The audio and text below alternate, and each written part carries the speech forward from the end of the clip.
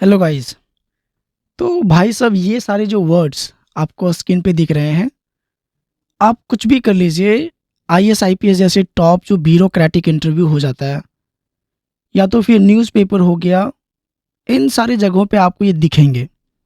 बड़ा ट्रेंडी है, लोग इसका जम के इस्तेमाल भी करते हैं, तो क्यों ना हम लोग भी करें। चलिए इसी तरह से वर्ड जो है उसको हम सीख लेते हैं कुछ, और इसी प्रकार के ट्रेंडिंग और एडवांस वर्ड्स का एक प्लेलिस्ट बना हुआ है इस चैनल पे।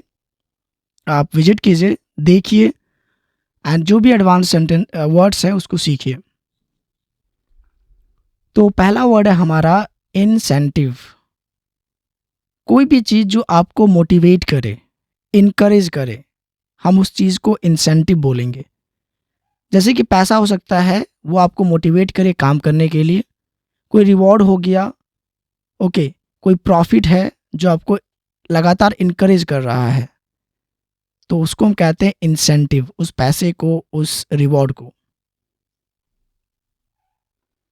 एक सेंटेंस एग्जांपल देख लेते हैं, इसका इस्तेमाल कैसे होगा। From college I got the incentive to learn this language. और ये सही भी है कि जब हम कॉलेज में गए उसके बाद हमको लगा कि नहीं यार, English is a necessary language, world wide language, और हमको सीखना चाहिए। ओके। दूसरा है साइड हसल।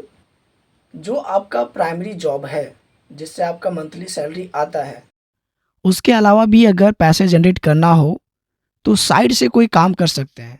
जैसे कि ई कॉमर्स हो गया, कोई डिज़ाइन बनाया उसको बेच दिया, वीडियो वीडियो एडिटिंग कर दिया, तो इस काम को हम साइड हसल बोलेंगे, जिससे प्राइमरी जॉब्स के अलावा भी पैसा आता रहे। तीसरा वर्ड है हमारा अनफैमिलियर, जिसको हम अननोन भी कह सकते हैं। कोई भी ऐसा चीज़ जो आप पहचानते ना हो उसे, आप उसे नहीं जान रहे हो, या पहले उस चीज़ के बारे में एक्सपीरियंस नहीं हो रहा है आपका, नहीं हुआ है आपका, तो उसको हम बोलेंगे अनजाना, means unfamiliar, unknown.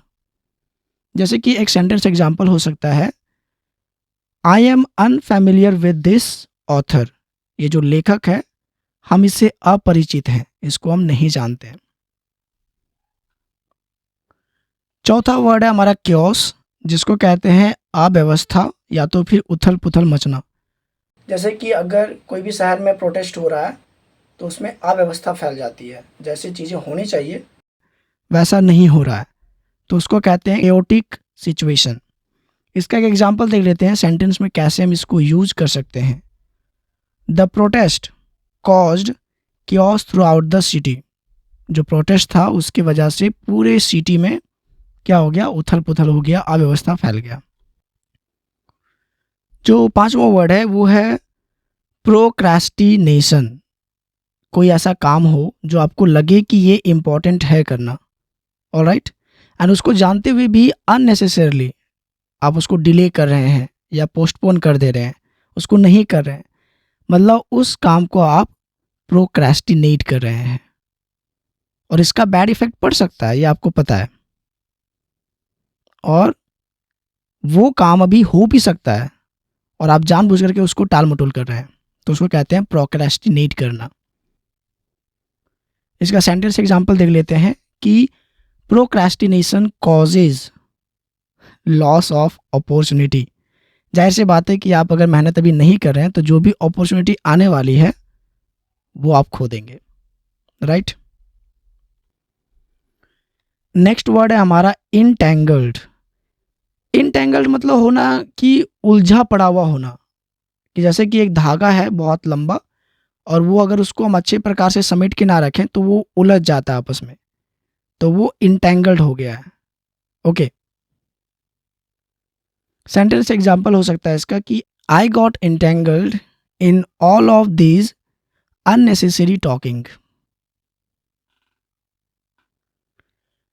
Next word है हमारा बॉदर। इसका दो मीनिंग हो सकता है। पहला तो ये कि किसी चीज़ को परेशान करना, किसी व्यक्ति को परेशान करना, मीन्स उसको बॉदर कर रहे हैं। एंड दूसरा ये भी हो सकता है कि कोई काम खुद से ज़बरदस्ती करवाना, मीन्स वो भी जो होता है वो जहमत करना, एक एफर्ट मारना कि हम उस काम को करेंगे, तो अपने आप को हम क्या कर रहे हैं, बॉदर कर रहे हैं। इसका एक सेंटेंस एग्जांपल देख लेते हैं उस सिचुएशन के लिए जहां पे हम किसी दूसरे को परेशान कर रहे हैं। Please don't bother me while I am working.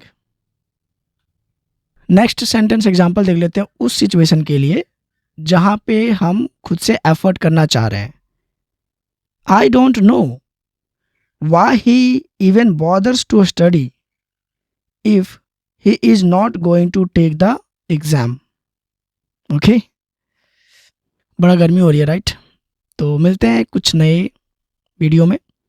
Thank you and bye bye.